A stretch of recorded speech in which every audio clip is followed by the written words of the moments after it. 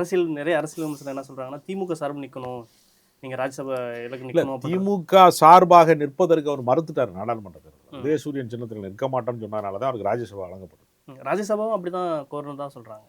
அதனால அது ஒன்றும் தவறு கிடையாது. கூட்டணி சார்பாக அவர் இருக்கிறார் அப்படின்னா, அவருடைய கட்சி வந்து ஒரு அங்கீகரிக்கப்பட்ட அரசியல் கட்சி, பெரிய வாக்குகள் பெற்ற ஒரு அரசியல் கட்சி அப்படிங்கிற மாதிரி உயரங்களை அவர் அடையலை. அவர் திரைத்துறையில் பெற்ற உயரம் என்பது வேறு. அவரே சொல்றாரு, வாக்காளர்கள் என்பவர்கள் வேறு, ரசிகர்கள் என்பவர் வேறு. நான் என் வீட்டினுடைய என் அலுவலகத்தினுடைய பால்கனியிலே நின்று கொண்டு நான் பார்த்தேன்னா, எல்டாம்ஸ் ரோட்டில் இருந்து நின்று பார்த்தேன்னா, கண்ணு கட்டிய தூரம் வரைக்கும் அப்படியே மக்கள் வெள்ளம் வந்துச்சு, கூட்டம் கூட்டமாக வந்தாங்க. அவன்லாம் ஓட்டு போட்டானான்னா ஓட்டு போடலைங்கிறார். அதனால் அரசியல் தலைவராக கமலஹாசன் வெற்றி பெறவில்லை என்பது வந்து உண்மைதான். அதனால் திமுக சார்பாக அவர் இருப்பது என்பது இன்னும் ஒரு பெரிய குற்றம் கிடையாது.